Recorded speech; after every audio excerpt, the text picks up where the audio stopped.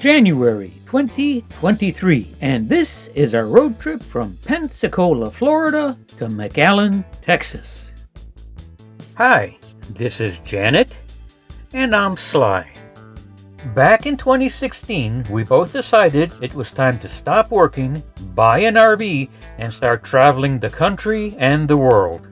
And once the RV was pretty much the way we wanted it, we started our travels, and we've been doing it ever since.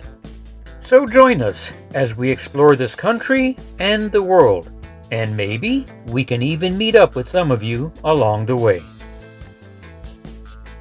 With only a few days left before we have to leave Pensacola, Florida and make our way down to Texas, Janet took the opportunity to do one last visit with her sister Kathy, and the two of them together hit the road to Nashville, Tennessee to visit yet another sister, Megan, and her kitties. Janet and Kathy had a great time on this last visit before we hit the road again. And when she got back, we had to say our goodbyes to both Kathy and Rob and head on back down to Pensacola for one last set of goodbyes with our good friends. That's the thing with traveling. You get to have a lot of friends, but they're all over the place, so you're saying goodbye a lot.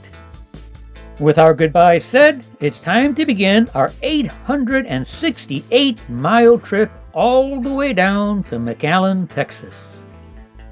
Now, we have no intention of doing this in one day. It's just way too far.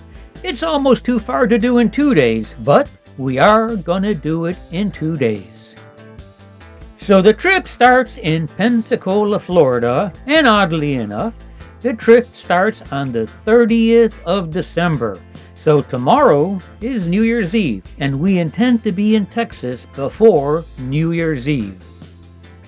Pensacola, Florida is very close to the border of Alabama, so it wasn't long at all before we were in Alabama, in Mobile, Alabama, crossing the bridges and going through the tunnels to get us to the other side.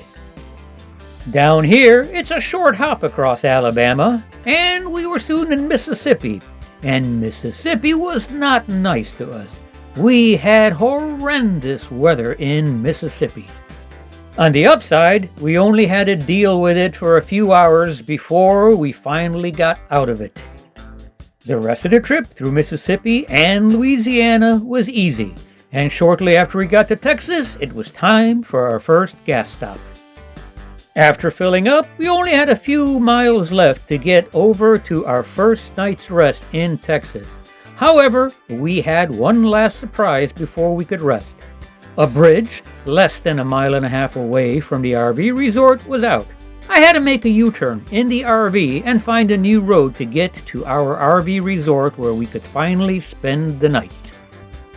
The next morning, we were greeted by thick fog to start our second day of travel to make it down to McAllen, Texas. That's a fun way to start the day, but that's not enough.